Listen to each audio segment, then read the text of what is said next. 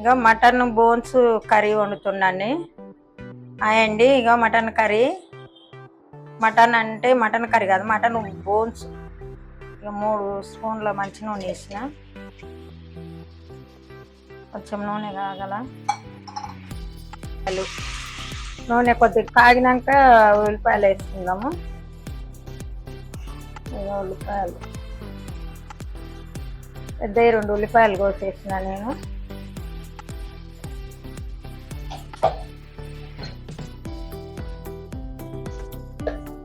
ఉల్లిగడ్డ తొందరగా మగ్గాలంటే కొంచెం ఉప్పు వేసుకోవాలి.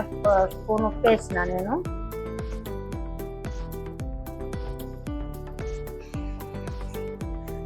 కొంచెం మగ్గనిద్దాము ఉల్లిగడ్డ. మూత పెట్టేసుకున్నా. టమాటా వేస్తుందా, కొంచెం ఉల్లిగడ్డ మగ్గినాక టమాటా వేసుకుందాము. టమాటా వేసుకుంటే కొద్దిగా ఇక 1 స్పూను అల్లం పేస్ట్,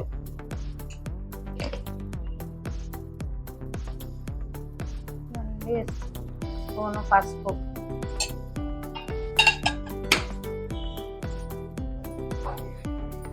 కొంచెం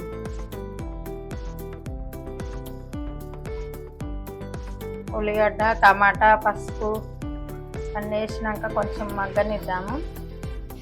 ఇవన్నీ ఒకసారి కలుపుకుందాము. ఇక ఉల్లిగడ్డ టమాటా మగ్గింది కదా, ఇట్లా మగ్గుతున్నాక ఇక ముక్కలు వేసుకుందాము. ఇది బోన్స్ సూప్ చేసుకున్న బోన్స్, ఇది మటన్ బోన్స్. ఇంకా నేను దీంట్లో బోన్స్ వేసేస్తున్నా. బోన్స్ వేసి కొంచెము కలుపుకున్నాం. ఇక 1 గ్లాసు వాటర్ పోసిన, 2 గ్లాసులు బాగా ఉడకాలి కదండి. ఇక 3 గ్లాసుల వాటర్ పోసిన. కొద్దిగా ఇప్పుడు కారం కూడా వేసేస్తా. ఇదిగండి కారం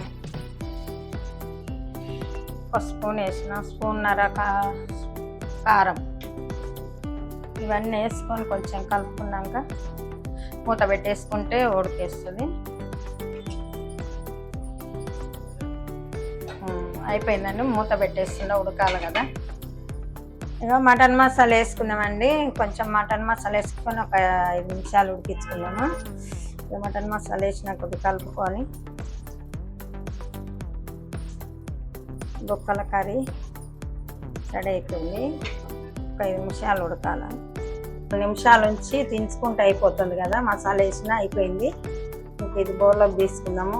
ఇట్లా ఉడికింది, బాగుంటుందండి ఇట్లా చేసుకుంటే బొక్కల కర్రీ కూడా.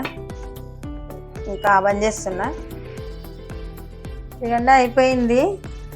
ఇంకా కొత్తిమీరతోనే ఇట్లా గాన్ చేసుకుంటే అయిపోతుంది, బాగుంటుంది.